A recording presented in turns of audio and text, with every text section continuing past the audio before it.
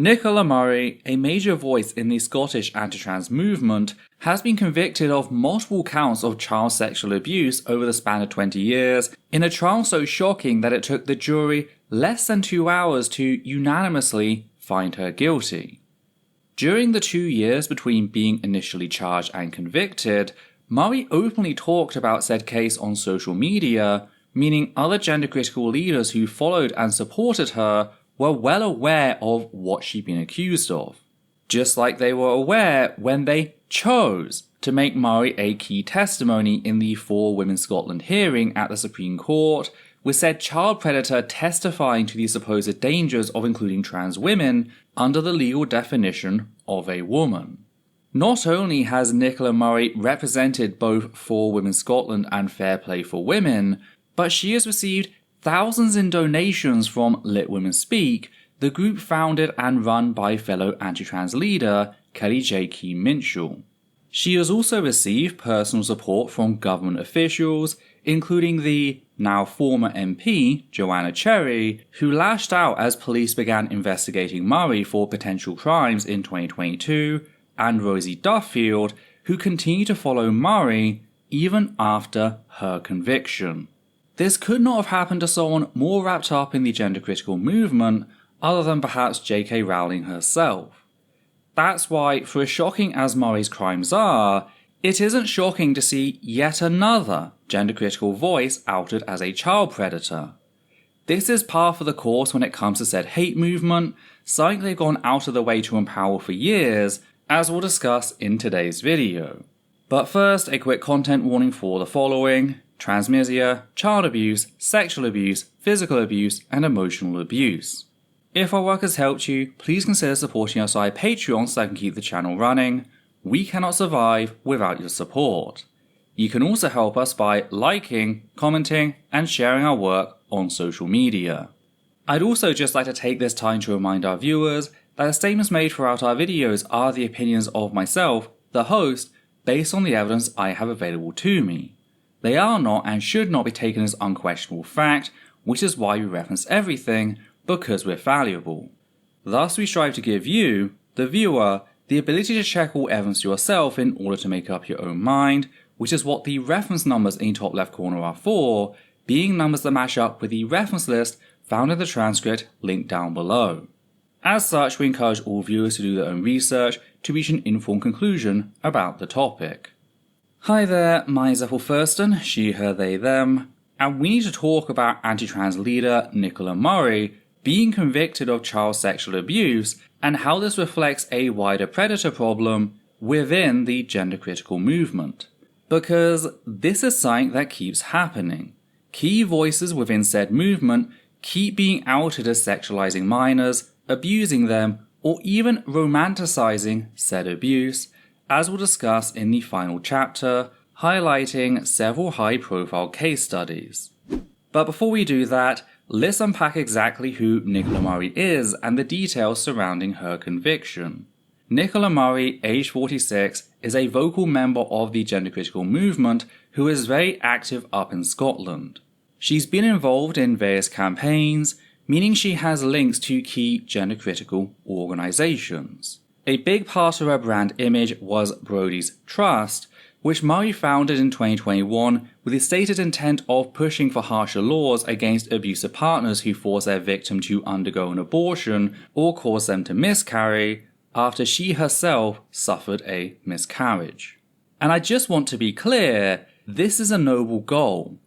Sadly, as we'll uncover later, Brodie's Trust was little more than a front used in order to hide and even empower her abusive behaviour. And I keep putting the word trust in quotes, seeing how it was not listed with the office of the Scottish Charity Regulator and didn't divulge its accounts or income. And yet, said trust would receive £2,500 in donations from Let Women Speak, a group which was founded and is still run by Kelly J. Keane-Minshall. Kelly J. Keane-Minshall is another leader of the gender-critical movement who likes to promote anti-Semitic narratives that Jewish billionaires are pressuring young girls into transitioning and has connections to open Sikh hiding Nazis like the ones who turned up in support of her hate rallies across Australia and Aotearoa. For more details, check out our video exposing the fascism of gender-critical feminism.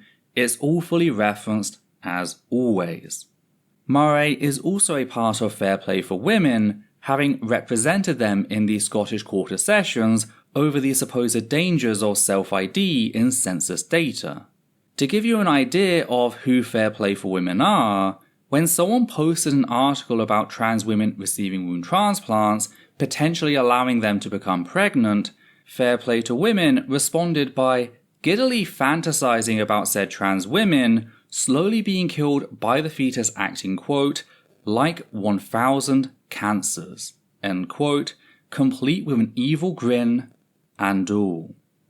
They are aware of exactly what they are, and this is who Murray chooses to represent, an organisation that wishes slow and painful deaths upon all trans women for simply trying to live their best lives.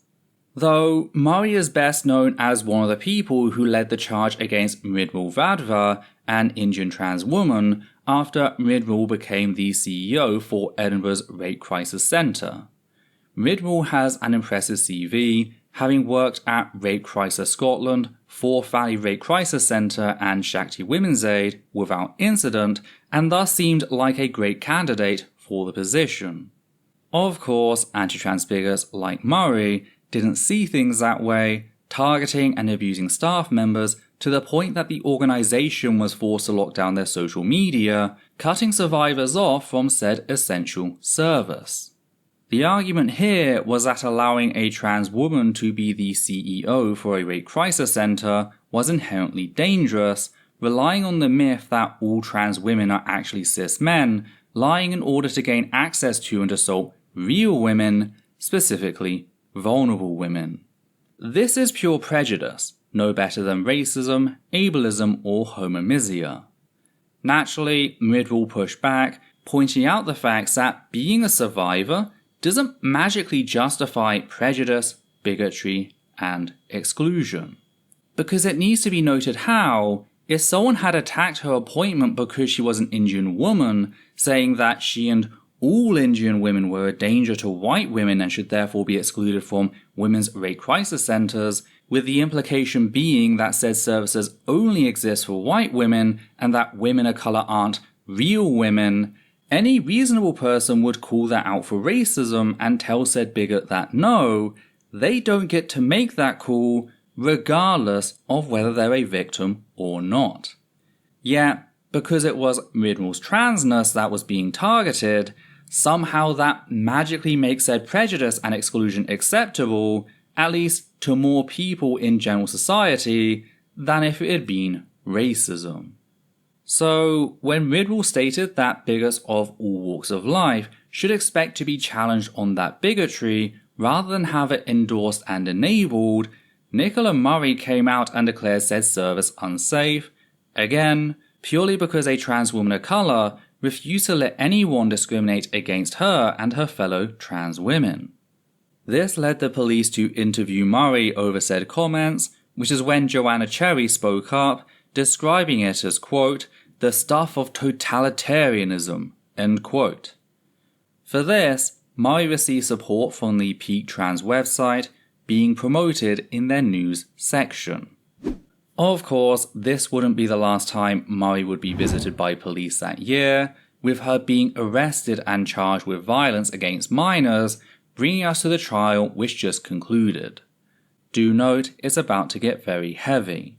I'm going to give you a quick summary of some of the things she was convicted of doing, just to give you an idea of the severity of this case. Nicola Murray was often physically abusive, pulling one child out of a bunk bed, smashing them onto the floor. She would punch, kick, and slap said children on the head and body, as well as repeatedly push one child down a flight of stairs. She would even use a pillow to smother one of the children for resisting her. One of the children was so terrified of these assaults that they would wet themselves. Moving on to crimes of a sexual nature, Nicola Murray groomed the children, describing her lover's penis to one child, whilst forcing another to look at sexually explicit photos of him, breaking down their defenses in order to normalize her predatory behavior. She sexually assaulted 2 of the children by forcing her tongue into their mouths, whilst another was stripped, sexually assaulted, and then left on the floor, quote, naked, injured, and distressed, end quote. There are a couple more specific items of abuse I would like to discuss in more detail, the first being the time Nicola Murray branded one child a quote-unquote tranny after said child styled their hair to look like Pink, the singer.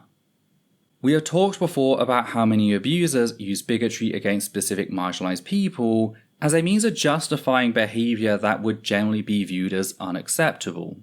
We see this in the way that cis men, like Graham Linehan, use transphobia as justification for misogyny, arguing that misogyny is okay so long as it's targeted at trans women. I've also experienced this personally. One time I had a cis YouTuber, Holy Kool-Aid, try to excuse explicit transmedia abuse, as in the abuser openly confessed they were being bigoted, on grounds that I was being tested as to my capabilities to see whether I was worthy of patronage, even though I know for a fact that said YouTuber wouldn't accept general abuse as a non-trans person. But there's this idea that, since I'm trans, it's therefore acceptable to inflict said violence upon me. Either way, this particular incident shows that Murray's violence and her anti-trans views are inseparable. The last incident involved Murray explicitly telling one of her child victims that they were the reason she'd had a miscarriage. Think about that. Telling any child that they're the reason you had a miscarriage is horrific enough, but to do so whilst you're the head of an organization openly seeking harsher punishment for those responsible for abuse-induced miscarriages makes this act especially heinous. Like, what must the child have been thinking? How fucking terrified were they? This is pure psychological torture, a means of stripping the victim of any and all defenses in order to pacify them. Nicola Murray robbed her fetus's grave in order to make her child victim suffer, which is monstrous. It's mostly monstrous for the harm inflicted upon her victim, but it's also an insult to anyone who has ever had the misfortune of suffering a miscarriage. It's a sad fact that abusive people will exploit rights issues. I remember when I blew the whistle on a member of Feminism in India after he sexually assaulted me in 2021, only for several other women and non-binary folk to come forward about similar violence. Turns out, he'd used his position as a buffet. People like him and Murray see activism as a veil to hide behind, whilst also giving them access to vulnerable victims. An act which was enabled by the support Murray received from groups such as Let Women Speak, Fair Play for Women, and For Women Scotland. They all have a hand in this violence.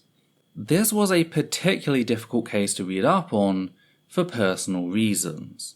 Not only did I live inside a domestic violence refuge at one point in my life, but myself and my brother were both raped by a cis woman inside said refuge.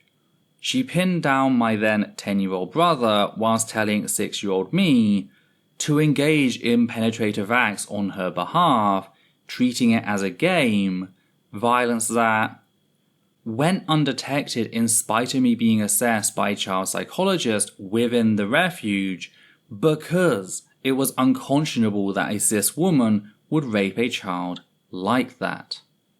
To make things even worse in returning to Murray, these are just the acts we know of that occurred between December of 2002 and August of 2022, with the police arresting Murray after one of her victims stepped forward. There was almost certainly more violence and more victims, yet sadly, justice is a rare thing in today's world. It also needs to be made clear that this was not a bad episode or a low point, as I've seen some gender-critical fascists argue, as if it being either of these things would justify said violence. This was an entire generation of torture, 2 whole decades, inflicted on at least 4 children, all whilst Murray was out there targeting trans people, declaring trans women to be predators and abusers by default. I actually came across this post in which, just over 8 weeks ago, Murray responded to an article on a recent decision to exclude trans women from a rape crisis center with, quote, "Exclude men you mean," end quote, to which I replied, linking news of her conviction whilst adding, quote, "Says the convicted child rapist," end quote. I clearly struck a nerve as she blocked me for that, and I know she blocked me rather than lock things down, as her profile still appears for my channel page. Mirror propaganda refers to the technique often used in the context of hate speech, where bigots falsely attribute their own motives and/or intentions to a marginalized community. In short, when a fascist is speaking, every accusation is a confession. And to those of you wondering, yes, she is still out there in spite of the violence previously discussed. She won't be receiving her sentencing until later this month, at which point I hope she gets the maximum due to just how horrific her crimes are. In the meantime, Murray is trying to lock down as best as she can. She closed down her trust within minutes of the conviction and set her Twitter to private. People have also noticed a general scrubbing campaign taking place across the wider gender-critical movement, with certain groups and fellow gender-critical leaders trying to hide any and all connections between her and them. That's a big part of why this video is so important, and I spent so long front-loading it by stressing many of those connections. Speaking of, Murray is known to have posted to Twitter about the ongoing trial since her arrest in 2022. This came after the attention she received for leading the attack on Ridmore and Edinburgh's Rape Crisis Centre, meaning that she was soon being followed by the likes of gender-critical writer Sonia Sodha, LGBT Alliance co-founder Malcolm Clark, Rosie Duffield, and, of course, For Women Scotland, meaning it's more than reasonable to assume that they saw at least some of said posts. They knew Murray was facing trial for child sexual abuse, and yet they did nothing to distance themselves from her. In fact, For Women Scotland chose Nicola Murray as a key voice in their Supreme Court hearing that went on to rule that trans women are not legally women under UK law. That is what is setting gender-critical precedent, gender-critical child predators. They knew about this, they just didn't care, because they were never about protecting women and children. They've always been about torturing trans people, no matter how many children are raped by their champions in the process. Do not let them ever forget this, especially people like Rosie Duffield, who has spent years presenting trans women as intrinsically predatory on national television, whilst refusing to speak to her constituents. The gender-critical movement supported a child predator. They rallied behind her, giving her money and power to use over her victims, and they continued to promote her even as she was put on trial for child sexual abuse. That fact needs to be made clear to everyone. The signs were there.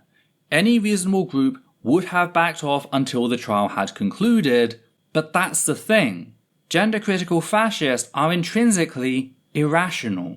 No gender-critical fascist should ever be allowed to speak without answering for the crimes of Nicola Murray. These are not people bound together because of the circumstances of their birth, like the trans community. This is a movement, a group of people held together by choice and are thus completely culpable for their members, particularly their leaders. Which brings us to other instances in which leaders of the gender-critical movement have romanticized the sexualization of children or even sexually harassed children themselves. We of course had J.K. Rowling praising Lolita, a story in which a 38-year-old man kidnaps and rapes a 12-year-old girl, as a quote, great and tragic love story, end quote. Now, there's an argument to be had that Lolita is a warning about the dangers of unreliable narratives and the romanticization of pedophilia, particularly among sexual predators, with its author Vladimir Nabokov being a victim of child rape himself. What it is not, however, is a love story, tragic or otherwise. Child rape is not love and should never be referred to as such, tragic or not. It's also worth mentioning that the actual in-story name for the titular Lolita is Dolores Hayes, a character who has a very frilly and classically feminine aesthetic, almost doll-like. Something which probably jumps out to any former Harry Potter fan as a likely inspiration for Dolores Umbridge. It almost seems like Rowling is throwing shade at said child character for running away and breaking her beloved predator's heart. I mean, Rowling did explicitly state that Vladimir's work was a major inspiration for her stories, even if she opted to ignore its core warning. We then have Alison Bailey openly sexualizing trans boys and AFAB MB folk whilst also misgendering them at an official LGBT Alliance conference. Up and down the country and around the world, girls are removing breasts that have never known a lover's caress. Just to be clear, trans youth in the UK have never received gender-affirming surgery at any point, even before the NHS ban on puberty blockers. It used to be that trans youth would be placed on blockers until they were 16, at which point they'd work with doctors to decide whether to advance onto HRT, and surgery wouldn't enter the picture until they were 18. This is in spite of the fact that, within the UK, the age of full medical consent is 16. So there was a discriminatory double standard there in how cis boys asking for a breast reduction at 16 or even younger would typically be allowed to do so, yet trans boys and trans masked folk wouldn't. But that was as far as the UK system ever operated. The only thing trans youth would receive are blockers, which just prevent breast tissue growth until they're removed. That's a big part of why blockers are so important for trans boys and AFAB MB folk. So Bailey has made the choice to invent phantom breasts as a means of sexualizing said children, claiming that they shouldn't be allowed to remove said breast until they've allowed someone to grope them, as if said breast only exist for the pleasure of others. This is not a quality inherent to said boys, or even cis girls. This is something she has forced onto them, all as part of a means to try and make her fellow gender-critical fascists angry that they're being denied access to said breasts. This reminds me of when people say cis women shouldn't be allowed to undergo a tubal ligation until they've been married and had children, because what if her future husband wants children?